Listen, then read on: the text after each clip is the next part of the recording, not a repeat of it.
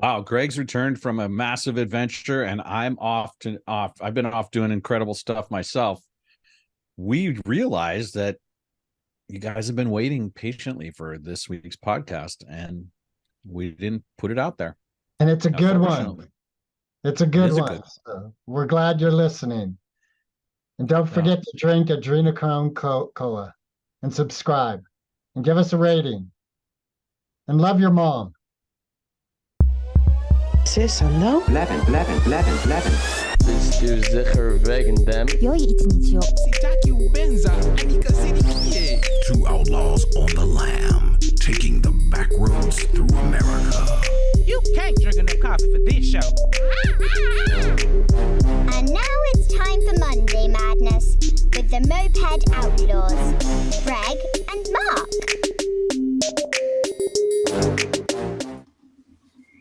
Hello, and welcome to another episode of Moped Outlaws. We are so excited today to be here with Drew. I met Drew earlier in the year for the first time, and that's going to be part of the story. I won't get into that, but we're super excited to have a man of his caliber with us, a man of his good grace and humor, and it's really a pleasure to have you, Drew. And where are you coming to us from? Yeah, it's a pleasure to be here. I am here in Denver, Colorado.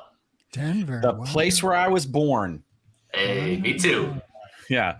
When I was born there, I was born in a place called Porter Hospital Sanitarium. So I like to tell people I was born in a sanitarium. And you've never left. So yeah, I have like a whole idea of how I want to go about this. And we were just talking about how when you do that, sometimes you miss out on what can just happen in the moment. So I'm going to try to avoid making this into a linear track, but I'm personally curious about how you lived your life and found your path to becoming a healer. Like, what was that journey like for you? Wild. It was a wild journey and still is. I guess to start at the beginning, so to speak, I always had a very deep desire to help people. It was always kind of, I guess, part of my DNA in a way. And my parents always created a really firm understanding of the fact that was our role as human beings was to help one another. The deeper journey really began with the death of my father.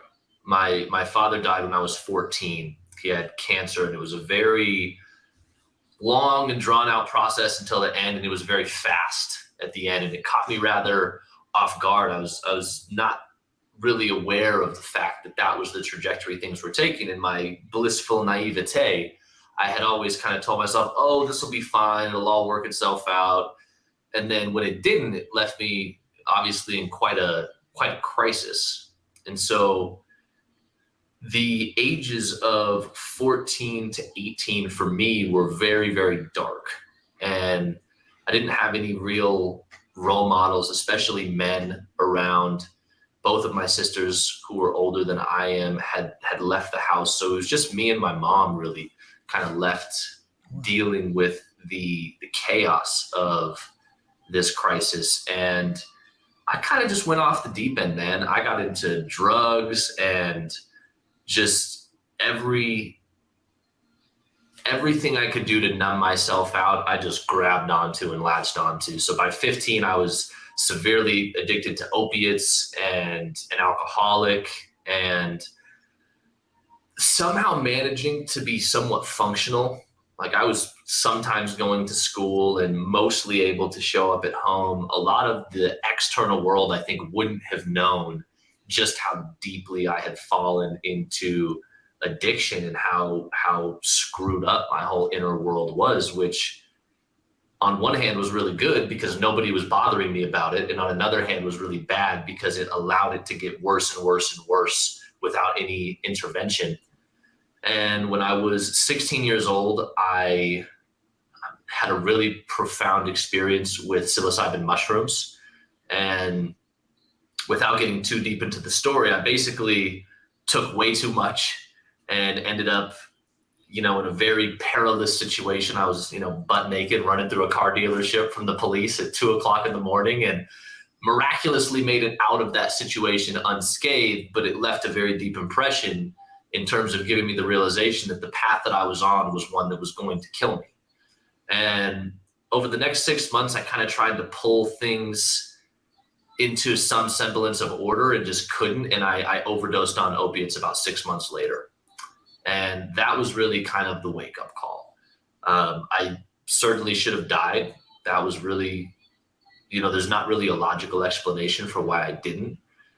But the sense that I got from that experience was that there was more that was being asked of me and more that I was supposed to do. And so I was kind of on the precipice about to go, and it felt like I kind of just got snatched back, and the message was like, I'm not done with you yet, So at that point, I really started to make positive shifts, and it's a very slow process.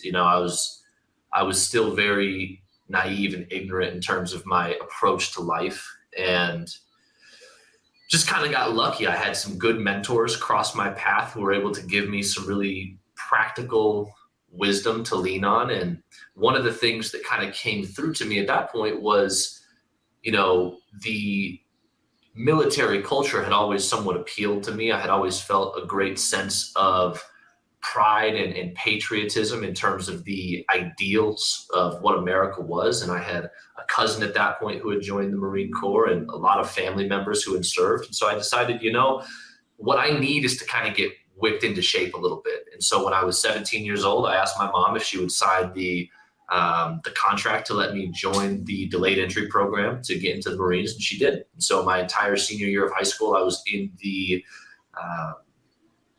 basically in the streamlined system to prepare you for the Marine Corps. And when I was 18, dogs. Exactly, Semper Fi, baby.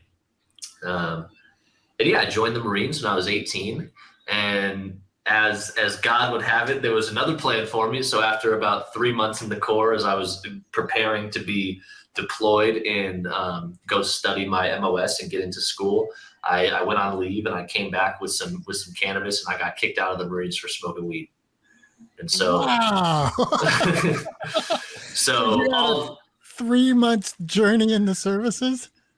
It was longer than that, because I spent like the whole year prior, I was ingrained in the culture, and I was going up to the different bases here and down to the Air Force Base and doing a lot of workup is what they call it. So I had been really ingrained in the culture, but yeah, in terms of my contractual obligation, I fulfilled 3 months out of a 4-year contract. And that was a dishonorable discharge then, yes? Well, it should have been. I had developed a really good relationship with my platoon commander and the master sergeant that was in charge of that entire battalion. And they basically told me they could no longer keep me in their ranks, but that they didn't want to destroy my life. They saw some potential in me, and they had appreciated the leadership qualities that I brought into the work I had done at that point. So they didn't give me an honorable discharge, and they didn't court-martial me. They basically just cut out my contract and said that it was for medical reasons, that I was no longer medically fit to serve. And so I got very, very lucky in that regard. So you should have been dead. You should have been dishonorably discharged, possibly brought up on charges. You got some guardian angels, Drew. Oh yeah, and that's just two of many stories. This was the theme that I began to realize in my experience. There was a lot that played into me realizing, oh, okay, there's something, somebody looking out for me. And at this point, again, it was a really dark period because I had put so much energy and invested so much time into this pathway forward, and now that's not going to work. So now I'm 18 years old. Everybody I know has graduated high school, is in college, pursuing something seemingly. And here I am, like, living back at my mom's house with zero understanding or thought of what am I going to do next. And so I got a job at a law firm. I was just pushing paper, and that was some of the most miserable time in my entire life, just stuck in a office under fluorescent lights all day. And it really caused me to kind of question, like, okay, I'm not doing something right. So what do I need to do? And I just guessed. I was like, I'll just go to college. So I went and enrolled in the community college. I moved in with a buddy. And that's when I started to have some really powerful experiences with LSD. I had not touched any, what I would have considered at that time, any hard drugs for 3.5 years. And when I did psilocybin, that freaked me out. I was like, I'm never doing anything like that again. So a buddy of mine kind of introduced LSD to me as this very spiritual experience and a way to really come into a greater awareness of self. And I had never really considered that aspect of psychedelics before. Lo and behold, I had some profound experiences that really gave me a much deeper sense of self and a much deeper sense of purpose in terms of understanding, like, okay, there's something greater that I am not paying attention to. My focus is distracted by all these very surface level things, primarily at that point, success and reputation and the idea of what are people going to think of me if I'm just, a loser at a community college. And so I really started to realize that that was this very illusory perspective. And I started to get into mindfulness, meditation, breath work, yoga, really started to shift the way that I ate, really started to shift the way that I treated myself on a physical level.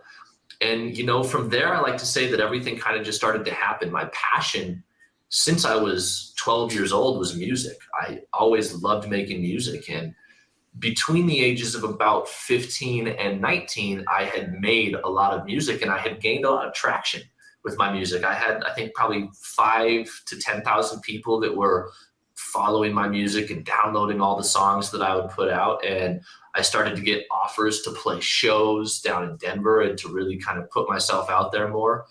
So there was this kind of dual world I was living in, where on one side I was like, go to college, figure out what you're going to do for a job, and then everything else will work out. On this other side, I had this deep creative pull to just pursue this passion and this dream that I had.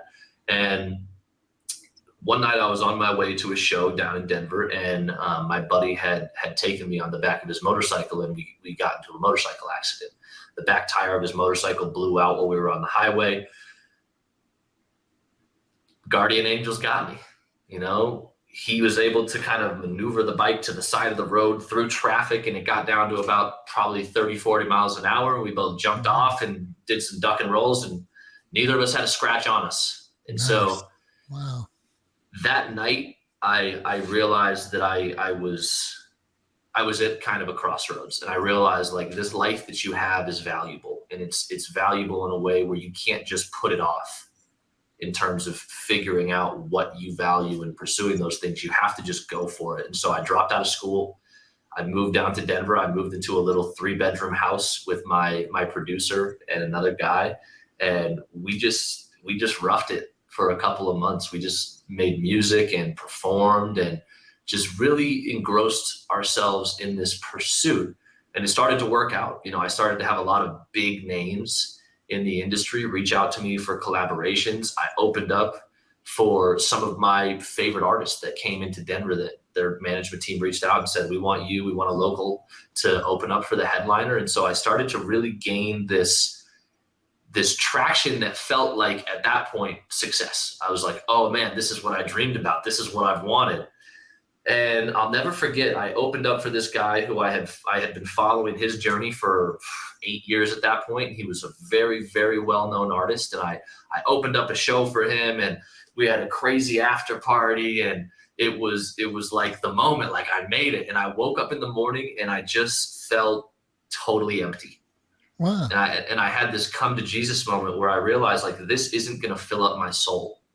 Like, this is fun and I enjoy it, but I'm never going to be able to feel fulfilled with this. And that was very difficult because I got really depressed at that time. And I kind of, started questioning everything. Like, okay, am I just fucking everything up? Am I just every single path I take, it seems like I hit this roadblock and I just can't get over it. And I started to have an inkling of the fact that there was a lot of trauma informing my decisions at this point. I started to have this recognition that, like, my nervous system wasn't actually programmed to allow me to feel safe. And just so happened that, one afternoon I was scrolling through Facebook, and I got this Facebook ad for a healing retreat in Costa Rica. I was like, oh, that sounds interesting. So I kind of clicked and inquired, and I got on the phone with this guy who's like, yeah, we work with ayahuasca. And I'd never really heard about ayahuasca before. I had known about DMT and these things, but it was the first time that I really opened my mind up to the possibility that there were other entheogenic and psychedelic plants out there that were ceremonially used for the intention of healing. And it just grabbed me. And I just, for the next couple of weeks, I just couldn't shake this sense that that's what I was supposed to do. And so I sold everything I owned to pay for this retreat. I had, an entire professional music studio set up that I just sold. And I basically just pivoted my path completely. And I went down to Costa Rica and I sat with ayahuasca. And that really is what I think, Mark, to your question in a long-winded way, got me onto the healing path, because I realized at that point through that experience that I did have a lot of healing to do. And I received an immense amount of healing just from that single, I think it was 2 ceremonies that first time. And it was so impactful that I came back home and I'd said, you know what, this is not for me anymore. And so I got rid of everything and I moved down to Costa Rica and I stayed down there for the next 6 months. And I lived at a shamanic retreat center, I guess is what you would call it. It was basically this space that this beautiful man, Gustavo, had set up with the intention of bringing people into plant medicine ceremonies. And I sat in countless ayahuasca ceremonies, sometimes in a receivership role, sometimes in a co-facilitation role, just to make sure people had an extra hand in the bathroom or carry out their puke bucket or whatever it was. And that was in 2016. And ever since then, I would say that I have been dedicated to a path of service, and that's taken many different shapes and forms. But that's where it began, was really getting into the deeper shamanic plant medicine space, and then stepping into the integration of that space and starting to work with people in the integration capacity, and then expanding that further and starting to get into the men's work and working with people who are just in a similar space that I was, trying to figure it out, trying to find their purpose, and trying just to be the best man that they could be. So I want to ask about that LSD trip. The person that you talked about set a container, just in the way you described it. They began to say, hey, there's something available here that you might not fully get. And I'd love it if you talk for a minute about what that first container was like, how he set you guys up for success, and then how setting a container for this kind of ceremonial activity creates a different result when it comes to these kinds of experiences. Yeah, retrospectively, I'm able to appreciate it a little bit more. In the moment, it was honestly fairly casual. My buddy and I, we moved into this apartment together. And the first night we moved in, he basically suggested, man, we should take LSD. And I was like, what are you talking about? That's crazy. And he's like, no, man, like, this is a new space. We're going to be stepping into this new phase. Like, we should take some LSD and just allow ourselves to experience like the newness of this, and allow ourselves to experience like how beautiful this next step of our journey could be, and absorb that. And I was very hesitant, and I kind of explained to him the negative experiences I had with psilocybin. And he basically just explained to me, like, listen, man, you were not prepared to go through that journey. You didn't even set an intention. You didn't even have a space that could hold you for that experience. We have this beautiful space that's ours. We don't have to go anywhere. We can just hang out. If you have a bad experience, I'll be here. Like, we'll work through it in whatever way we need to. But he more or less just kind of reassured me that, hey, it's okay. And the cost benefit is worth it. Like, we could have an enlightening experience that maybe is scary. If it's scary, I'm not gonna just leave you here. So he didn't necessarily set it as a container in the way that I would now consider that. What he did was he removed the fear of what could happen by assuring me, hey, the worst thing that happens is you and me ride this thing out and I'm not going anywhere. So he gave me that support to know, like, hey, it's okay. We're in a safe space. There's nothing that we need to leave for. So you're not going to feel this compulsion to just go, which is what had happened my first time. And I think, like I said, yeah, retrospectively being able to appreciate the importance of a container for experiences like this, what he did was basically tell me, energetically, we are tied together through this. So anywhere you go, I'm going. and we're going to go to some beautiful places. I don't think we're going to go to a scary place. And it was almost like he gave me the confidence to say, oh, okay, maybe that's the truth. Like, let's actually explore that. And yeah, it was a really beautiful experience. A lot of it was really just playful. Go ahead, Greg. Yeah, I've heard a differentiation between the LSD trip and the ayahuasca trip, in the sense I hear the LSD was a prologue and the ayahuasca was the real story. Is that real? And what is the differentiation between the two, if it's real? Yeah, it definitely was real for me, at least in that sense. The differentiation, I think, was primarily intention. I didn't necessarily go into the LSD experience thinking I need to do this healing work. I went into it kind of with this open curiosity of like, I wonder what I don't know about myself. And those experiences were oftentimes very fun and very playful. I remember that first experience, we just laughed and laughed and laughed for hours. We laughed. And there was not really a deeper context to it in terms of what came up for me. It was very much like, hey, you are free within this sentient awareness to be in joy if you so choose. And here's what that feels like, so why not choose it, right? And then as I got into the deeper work, the meditation and the yoga and a lot of the breath work, that's where I started to encounter some anxieties and some fears and some blockages, so to speak. And so when it came to ayahuasca, it's almost like I had tried to go down all these paths. It was like blocked here, go this way, blocked here, go this way. I almost felt like I got fed into that. And it was almost like I didn't even choose it. It was almost like it chose me.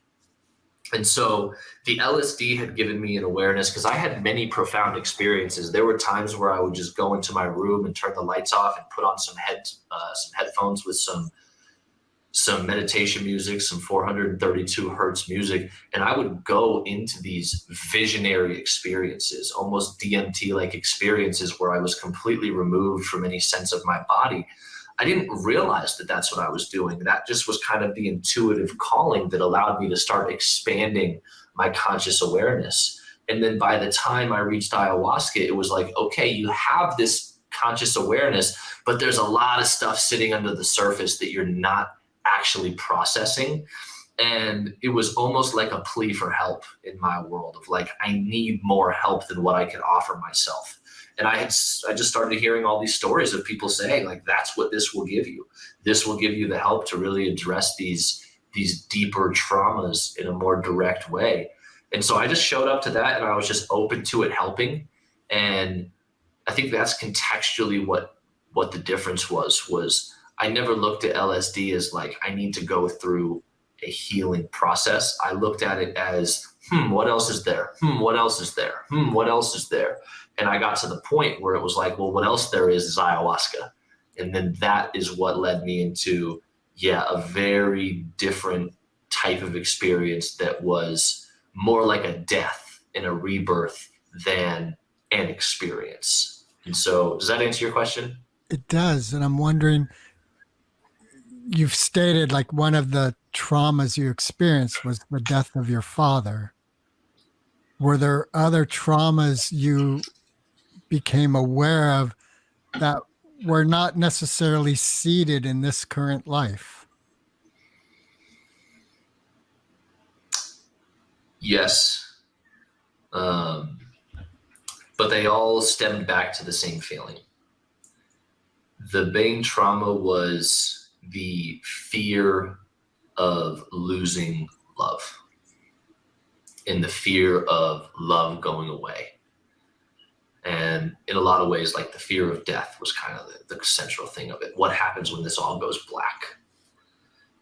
And that certainly, it became apparent to me that was not something new that I was just experiencing for the first time in this life.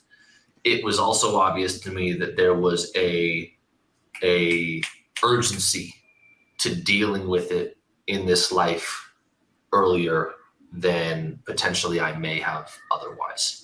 And so I had this very distinct sense that everybody's afraid to die. You've always been afraid to die. I had many experiences with ayahuasca of having very traumatic deaths, right? Being mauled by a tiger as a young boy, separated from my tribe in the jungle, falling off of a, eroding cliff face when trying to pull a child back. I had all these experiences of past lives where I had died in these like horrendous ways, and realized that in this life, my responsibility was to come to terms with my mortality quickly, as soon as possible. That was kind of like the homework that I got. It's like, hey, you're going to die, figure that out first.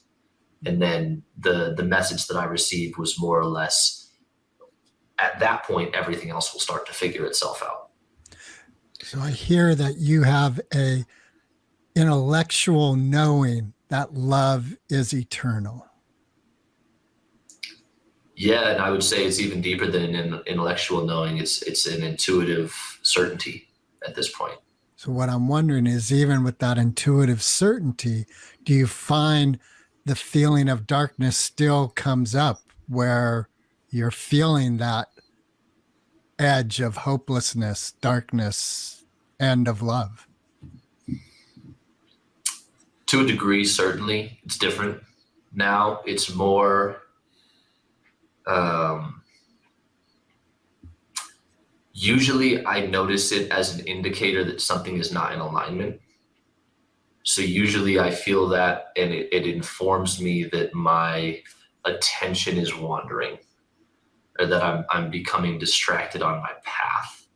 It never appears out of nowhere and for no reason. At least it doesn't appear that way to me. So yeah, sometimes it does come up, but usually I've tried my best to be in the practice of having the awareness of communicating with that feeling, to let it inform me what might be missing. Or sometimes it simply just comes up in terms of like, hey, I'm still here. I still need you to focus on this and process the emotional undertone of this in order to be in the space and in the presence to navigate whatever else comes forward on the path. I'd like to return to the thread of, you make this move to Costa Rica and you essentially have this internship with this practitioner. Yeah. And the level of intentionality of being in his presence and the way that he sets up reality around you. And then just sort of talking about the through line of that as part of the path of being a healer and what it is we do when we enter into that sort of intentional state. Yeah, I mean, I could talk for hours on that. I mean, Gustavo taught me infinitely more than I feel even still I am aware of. He set a very, very firm example in terms of what it means to show up and be of service to people. And he also, we would have very deep conversations about it, and he would walk me through some of the technicalities, so to speak. Like one of the things that him and I spoke about frequently was, you have to be aware of your physical vitality in order to be of service to other people, because your vessel is what produces the energy, that then the requisite energy to show up for someone else. And, a lot of times he would kind of throw me into the meat grinder, so to speak. Okay, we're going through ceremony tonight. I need you to do this. And I'm like, okay, I'll do it. And then the next couple of days just like wiped out, and him being like, so what'd you learn? So he taught me a lot about the sovereignty necessary to maintain a healthy, energetic vitality that then can be shared with a firm boundary. So it's like, you don't just go and just give yourself fully, because then you're going to end up with nothing left. You have to understand exactly what your capacity is. You have to understand the line when your capacity is being overstimulated or overrun. And then you have to learn how to hold that line and then to expand the capacity further from there so that you can give more. And a lot of that, like I said, was him speaking on that. And a lot of it was him showing me that and putting me in situations where I just had to learn it for myself. But yeah, Gustavo was an incredible man who, you know, built this entire space in order to be a home for this type of work. And during my time there, you know, I think a lot of what he shared with me went over my head in the moment, to be honest. I think a lot of what he shared with me was like, okay. I have no fucking idea what that means.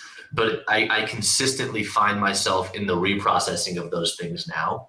And, you know, Gustavo has since passed on. So I also feel a very much deeper connection with his soul in a lot of ways. And oftentimes he'll just kind of pop up and be like, you remember what I told you?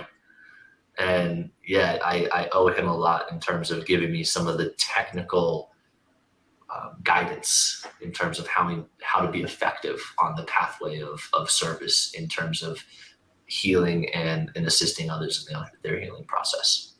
Yeah. There's this book called Ritual, Power, Healing, and Community by a man named Malidoma Patrice Sommet, where he sets up the nature of the indigenous African practices that led that lineage into the kind of healing spaces that can build community. And it seems to me from hearing this deeper aspect of your story that you learned the art of ritual as it relates to the deeper explorations of the plant medicine. 100%. I 100% did and continue to. So what would you say about the recent era where we have a lot of people who are descendants of colonizers entering into these spaces that are indigenous lineage spaces, and how you're being trained to conduct yourself properly in that framework? I trust the intelligence of the plants.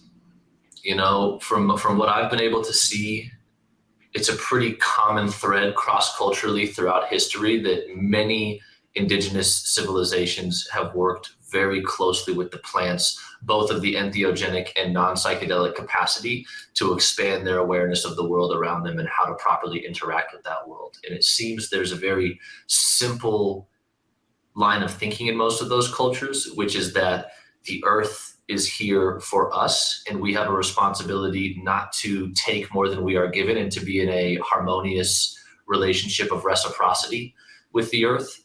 Those who I have come in contact with in that space seem very open and almost desperate to be able to share that wisdom with those who are willing to receive it. And especially as the indigenous cultures of the world have had their lands infringed upon and their cultures taken away from them, there's almost an even greater desire to say, hey, anybody who is willing to receive this wisdom, please take it and use it, because it's not ours. This is not our wisdom. This is not our ritual. This is not our medicine. This is not our process. This is the earth giving us everything we need in order to be in the space of consciousness where we can effectively relate with her. And so I think a lot of people miss that. I think a lot of people, myself included, have oftentimes looked at these experiences in terms of what they can gain from them. And I think the deepest piece of wisdom that I was able to receive being in that space is that it's actually about what you give to the experience. And that's what I felt was like when I went down there. I just had this sense of, you know, nothing that I am doing is working. So let me put myself in a space where I can just be used. Let me put myself in a space where I can just give all of my energy into the space. And yeah, I ran into a beautiful positive feedback loop where it worked. And I was able to then, after I had given so much, oh my goodness, now all of this is here for me. And so I think I was able to experience the wisdom of that reciprocity that naturally exists directly. And for me, that has given me the understanding of, you know, respecting the elders of these cultures, also recognizing that they too are just people, respecting the lineages of these cultures, also accepting that those cultures have flaws as well, and respecting that at the end of the day, we are all the seeds of a much higher intelligence that we can't fully comprehend and that the individual exploration of that in connection and collaboration with the communal exploration of that can create harmony and balance. Our culture is just drastically unbalanced to the former side, where there's just this deep individuation, this deep sense of greed and selfishness, and that these cultures that seem to have found a balance, they just are in a much more fluid space with understanding the dichotomy there. Go ahead, Greg. Mark shared with me that you're a father, and I see Yeah. a wedding band on your hand. Yeah. Generally speaking, I think the masculine is very logical, words. The feminine, very emotional, kind of the proof is in the pudding. So how have you and your partner manifested what you just spoke of that wheel that feeds itself, and that by letting go, you actually are receiving more while maintaining the sanctity of family and the nourishment and nurturing of home, which has this element of nesting to it? That's a beautiful question. It makes me a little emotional just to think about. My wife was present in my first ayahuasca ceremony. That's actually where we connected. And so, Of course you did. So in a lot of ways, the answer is just grace. You know, we've just been graced to be in the learning of that together, and in the partnership of that collaboration. The ineffective lessons have weeded themselves out and continue to. I mean, we still have a lot to learn and are in the awareness of the fact that it's not balance we're seeking, it is balancing.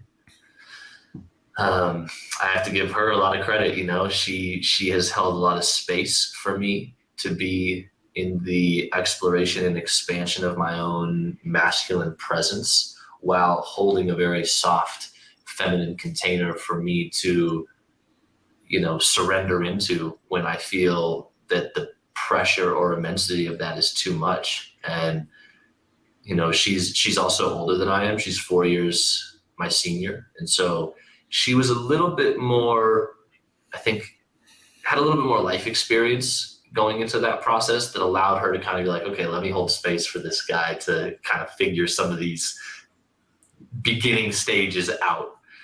And now, you know, we've just landed in a really good flow where a lot of it is just trusting one another. You know, there's times where she just says, take the lead, and we're going where you go, and just, well, I'm right here behind you.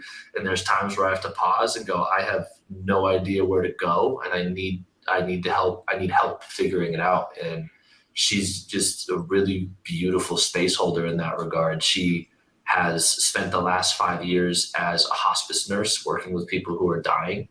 And so I see that play out in our relationship, where she's just so good at holding space for the most uncomfortable feelings. And that's really what it is for me, is like when I'm dealing with emotions that are just so uncomfortable, she's just always there to provide a lot of grace and love into those spaces and let me know, like, hey, it's okay. Whatever you need in order to be able to feel this and process it, you are allowed to have that. And I'm here to support you and give you what you need if there's anything I can offer. And then when I'm able to go through those processes, it puts me in a place where I'm able to show up much more fully in a way that then gives her the trust to say, okay, you got it. Now, where are we going? You know, so it's a beautiful dance, and it's something that, you know, we stumble in, like all couples and all family units. There are, you know, areas where we're both better and worse, and areas where we both have our own blind spots and continued learning to do. But I owe her a lot of credit, because she has always been so able and willing to hold that space for me and to give me the permission to not always have it figured out, which as a man sometimes is very difficult. Like, there's not a logical answer. There's not a space that analytically makes sense to go, oh no, what do? I need control and I don't have it. And she's been my greatest teacher in terms of learning how to just let go and learning how to sometimes just surrender the pathway forward and show up and feel what needs to be felt and process what needs to be processed, and trust that eventually a sign will become clear. Eventually the road will reappear, and like just move forward in a good way with the highest of intentions, and trust that that is enough. And that's something that I've really struggled with, because I'm a bit hard-headed in that way at times. So yeah, I owe a lot of credit to her, and I think the both of us would probably agree in the fact that, you know, we owe a lot of credit to, you know, God and the spiritual nature of reality and the crazy intelligence that's orchestrated all of these synchronistic, coincidental events into giving us that space to connect and be together in the way that we are. I feel so much love for the children, or at least child, being brought up in that space. That's just, that's good medicine for this planet. 100%. And you know, our youngest is now 2. We're expecting another in January. So congratulations. All right. Thank you. Still early in that process, but that's become very obvious to me too, you know, is like the ability to hold that space for them is going to allow them to hopefully avoid some of the unnecessary confusion and suffering that a lot of us have to sift our way through, and give them the whatever is on their path to face that fully with your full authenticity, and know that there's a place behind you where if you fall, we've got you. And then, you know, you can stand back up on your own 2 feet and proceed as necessary. God damn. Beautiful. Fuck yeah. And this is a kind of exclamation point, or at least an underline around what the balancing creates. And then when harmony exists, we feel this sense of joy and this sense of the flow of the world's energies and working in harmony together. And that example you just described is just a reminder. It's another reflection back to us of this is what's possible when we come into alignment with things. And, you know, I have a lot of gratitude for her right now, because I've been a direct recipient of some of your work, Drew. And I'm going to kind of take this conversation towards that. You do a lot of work with this group, the Behold Retreats people, and then also you've started to work within an arena that is held by a man that we've had on the podcast, Sanyika Firestarter Street, the all-in man initiations. What's it been like to enter into that space from the ayahuasca space? And what are the things that are kind of overlapping, and where's the point of inspiration for you in that movement forward? So it actually began, there was a middle piece there, where as I transitioned out of the medicine space, I encountered a beautiful man named Bearheart. And Bearheart was actually present on the first initiation experience. We've now had 3. And he does and is one of the primary facilitators of Sacred Sons. And they do a lot of this similar men's work and deep masculine healing. And so that was actually the space where I transitioned into, was from the medicine space into some of the Sacred Sun space. And the transition was seamless. You know, it was a kind of one of those duh moments where it's like, that space is that space, and this space is this space, and here you are, so this is where you should be. And for me, a lot of the crossover is really just the emotional work, right? Really recognizing that we all carry emotional trauma and emotional residue, and that emotion lives in our body and in our nervous system. And we don't typically have, at least in Western culture, oftentimes a space where we can healthily process through and release some of the emotions that are not serving our highest vision and our highest self.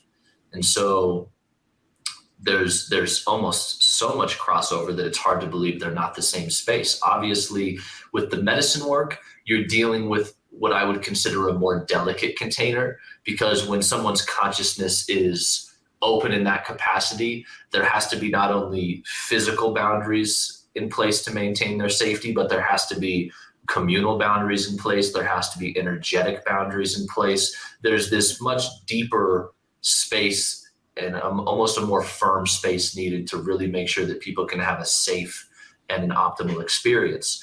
With the men's work, we're a little rough around the edges sometimes, and the spaces I think reflect that, where it's okay if it's a little messy. It's okay if there's kind of this thing goes off the rails over here, because we can bring it back without worrying about someone's physical, emotional sovereignty being drastically impacted in a negative way. Now being in containers with Seneca, I mean, he represents to me the embodiment of the deeper conceptual and ideological values that I consider to be the most important for men, which is the idea of being committed and aligned to our highest potential all the time. And being in the process of allowing that to be what guides us through life, not allowing that to just be a checkpoint that we land on. And so him and I, you know, in the first, it was, I guess, actually before the first initiation, we both went on a vision quest with Bearheart and just connected very deeply. And I just felt such a resonance with the way that he was approaching this particular space. Sometimes Sacred Sons is a big organization. There's sometimes hundreds of men at the experiences they offer. And one of the things I found in the medicine space was that intimacy is a really key component of that work. You have to be able to sit with someone and to feel their emotion and to be able to touch each other and hold each other if necessary. And there has to be closeness there. And in the medicine space, I found it that sometimes you get these big groups and it's just not the same level of potency. That's where Behold comes into the picture. And I found the same thing in the men's work, where if there's not a close knit container and a lot of closeness that can be cultivated within that container, you lose a little bit of the potency. And that's what I felt Seneca really understood and was bringing to the table, was like, let's work not with mankind, but with men, with individual men who are seeking to be on this path.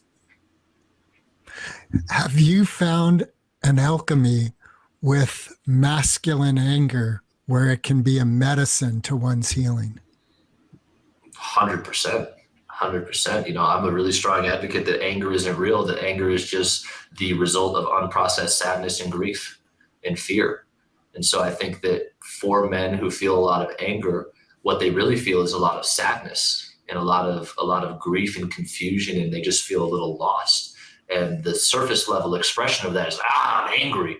But if you peel the layers back, that is actually the waypoint, the wayfinder that's going to show you exactly where you're holding hurt energy, which usually comes from our childhood, which is usually just a hurt little boy, usually just a little boy that was not given the adequate love, or that was, you know, to use some of Seneca's framework, just left with one of these core wounds, feeling abandoned or betrayed or humiliated, or that injustice was perpetrated upon it, or that there was, you know, some level of wounding that was not able to be processed in the mind, the brain of an adolescent or a young child, that's just been carried through life.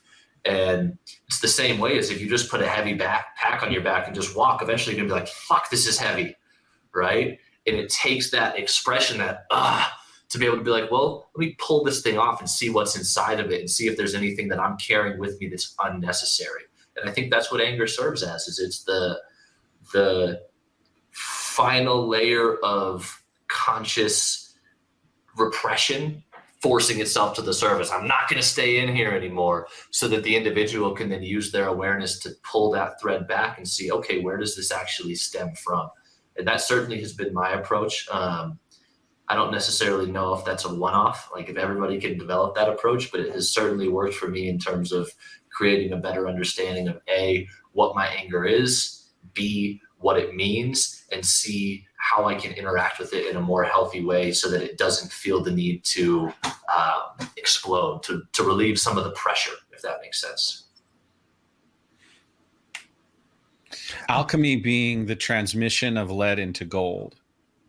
And the idea here is that the lead of the anger is transformed into the gold of emotional intelligence, of deepening awareness of what it is that we are below that.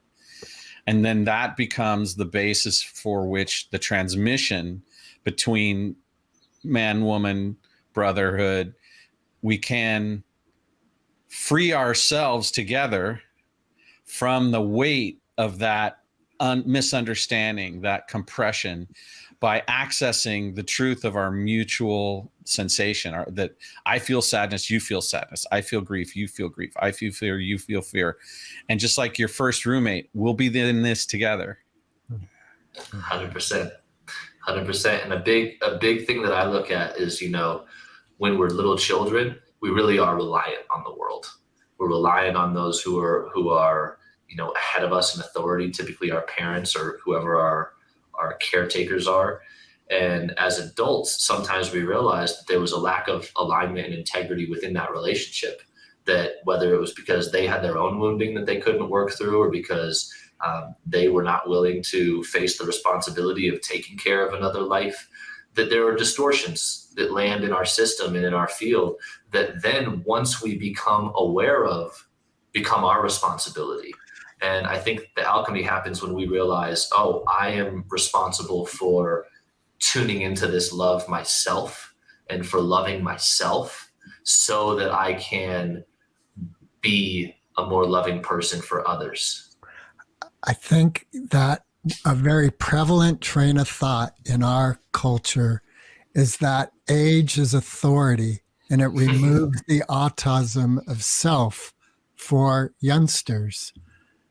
And if that's the relationship a youngster finds themselves in, that's harmful. That's a diseased relationship. Yeah. And it works out well in the other case, right? If there are really healthy role models who have more experience in time and can drop some breadcrumbs and provide some insight, like, hey, don't go there, go here, then it works out really well, right? But that is such an intentional pathway. And so many of the adults in our society don't necessarily recognize their responsibility to set that intention.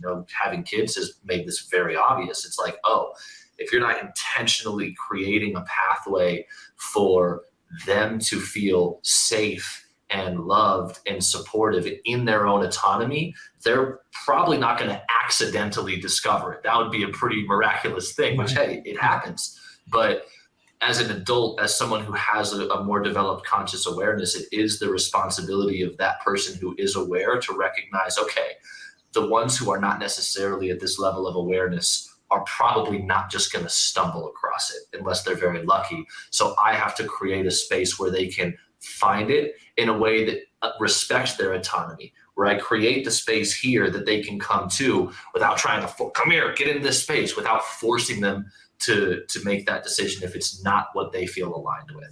There's a gravity and a sort of magnetism that goes with ritual creation.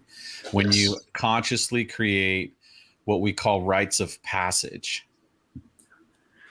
100%. And I think part of why we have to create them is we're not conscious enough for the natural rites of passage life creates. One of the things that also occurs to me in this conversation is Mark and I are martial arts lovers. And the master in a martial art relationship is continually attempting to support the autonomy of the student.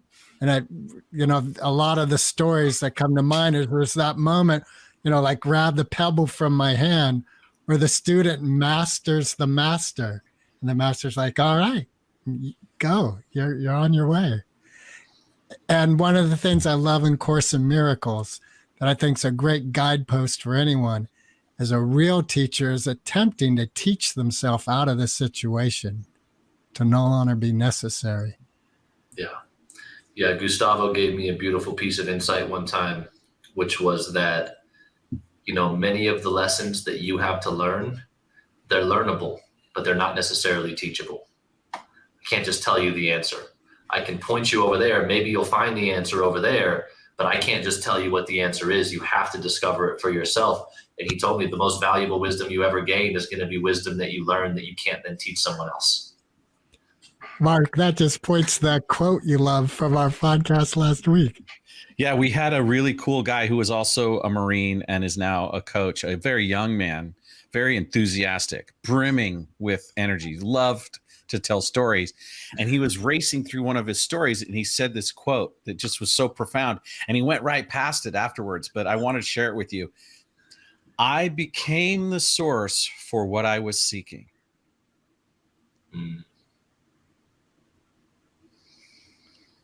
That's powerful. Absolutely.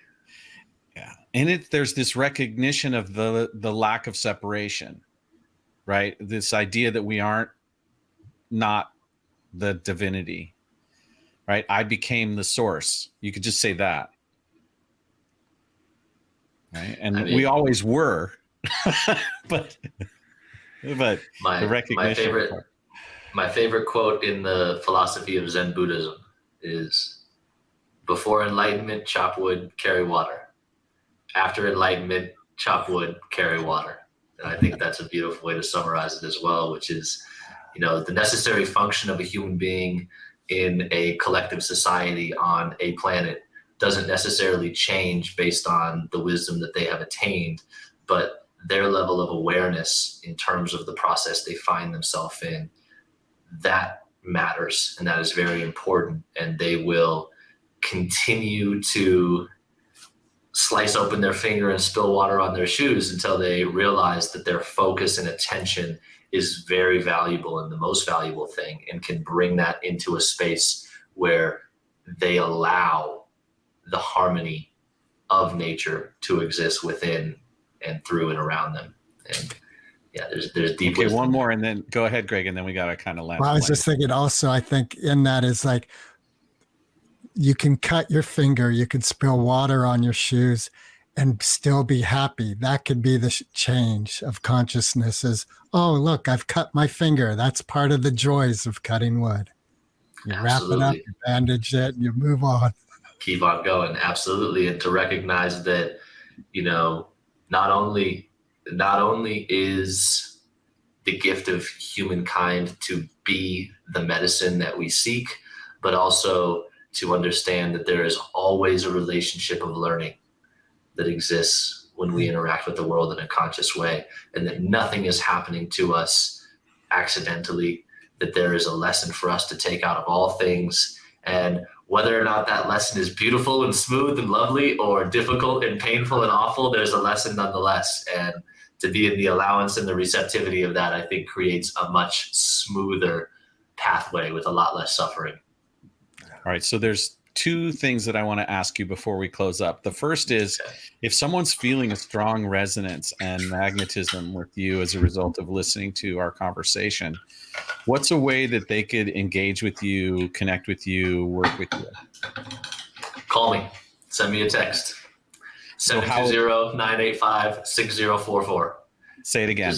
720-985-6044. Just reach out to me and tell me, hey, here I am, this other person. I saw you, this other person, and we can have a conversation.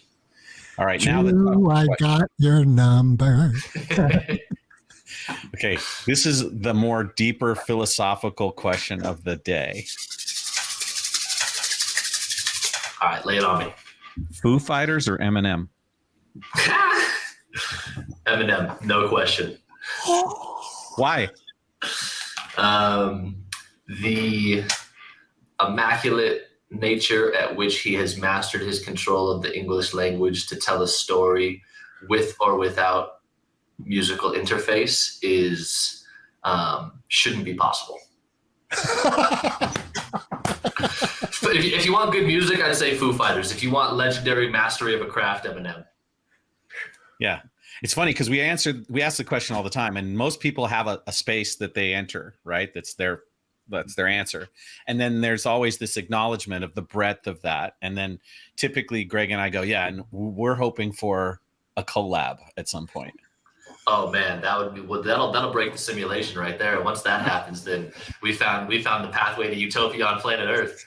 Hey, Eminem just played with Ed Sheeran a few days ago. I saw that. Yeah, I saw that. It was super cool. Yeah, it's super cool.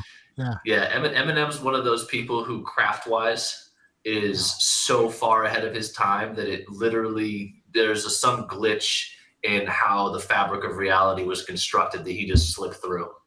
Well, yeah, we could go on and on about that, gentleman. That's Drew, But it's I been do so see- great having you on the podcast, and we'll let you know when it's about to launch. Much love to you and your family, and thank you for the work that you're doing. And I can't wait till we're working together again. I know that's coming soon. Stand by for more meetings on that one. Greg, always a pleasure, my friend. What a day we've had today. Yeah. Thank you, Drew. And much love to you and your family. No, it was a pleasure. I appreciate you both, first for opening the invitation and for just being present in this way. It's always just such a joy to connect and to expand on these different areas of human experience. And it's an honor to be able to share my story. And so I appreciate you guys for giving me that opportunity. And I look forward to giving you both a big hug next time I see you. Recording stopped.